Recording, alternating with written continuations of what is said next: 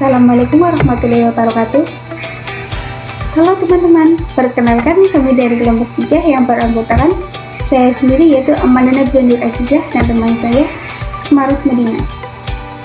Terima kasih kami ucapkan kepada Ibu Yunisti Pratiwi selaku dosen pembimbing mata kuliah etika bisnis.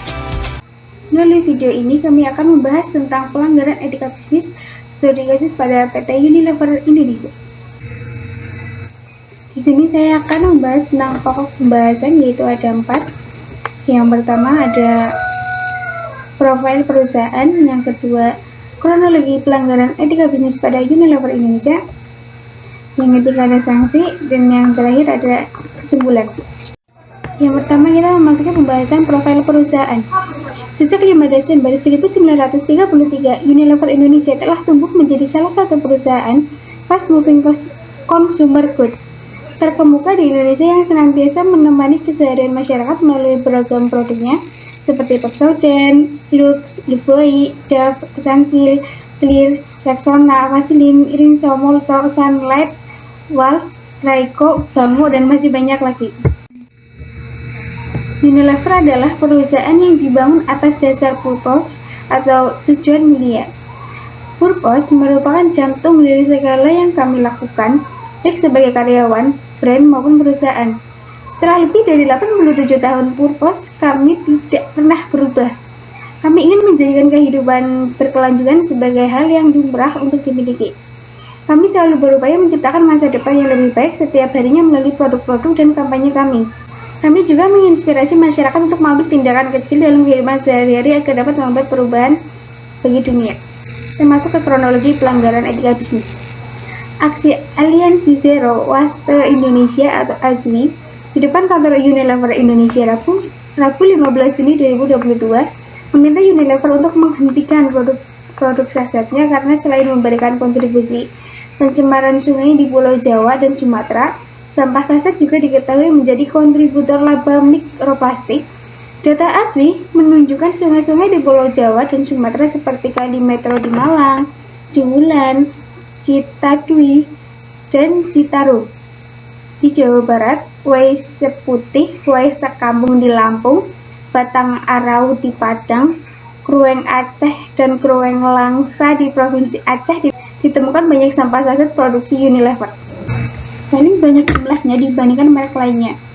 Bahkan di Sungai Ciliwung ibu kota, saset Unilever paling banyak ditemukan nyangkut di pohon dan di muara. Lebih lanjut, alumni biologi Universitas Airlangga Surabaya ini menyebutkan bahwa sampah saset mengandung polimer plastik yang telah ditemukan dalam lambung manusia.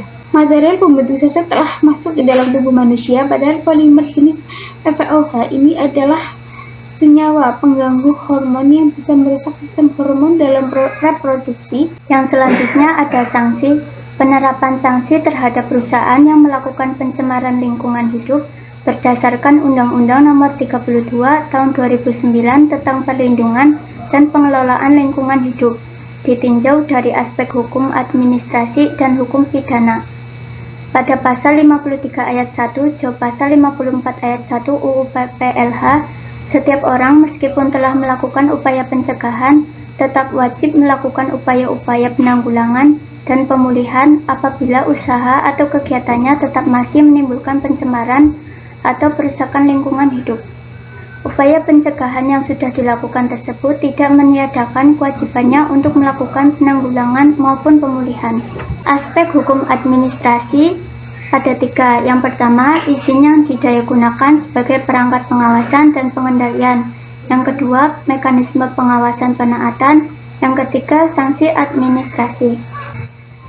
Upaya yang dilakukan oleh PT Unilever, yang pertama dengan menerapkan CSR atau Corporate Social Responsibility. Yang kedua, adanya sistem bank sampah. Yang ketiga, upaya penerapan tanggung jawab sosial perusahaan PT Unilever untuk berkembang bersama masyarakat. Yang keempat, bentuk tanggung jawab sosial PT Unilever terhadap pencemaran limbah yang ditimbulkan dengan menerapkan program.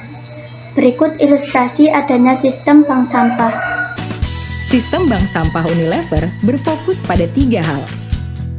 Manusia, sistem yang terstandarisasi, dan pengembangan berkelanjutan. Berikut tipsnya agar sistem bank sampah dapat berjalan maksimal. Pemilahan sampah dimulai dari dalam rumah. Sampah dikemas yang rapi sesuai jenisnya.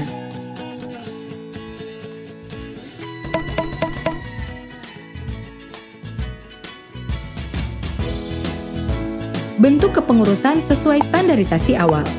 Dengan pembagian tugas yang jelas, menciptakan stabilitas dalam sistem bank sampah. Tentukan jadwal setoran, pengumpulan, dan penjualan sampah. Tentukan jadwal pengambilan rutin oleh pengepul. Cari pengepul dengan harga beli stabil. Ini mempengaruhi keuangan bank sampah dan pendapatan nasabah. Tentukan jadwal pengambilan rutin pengepul.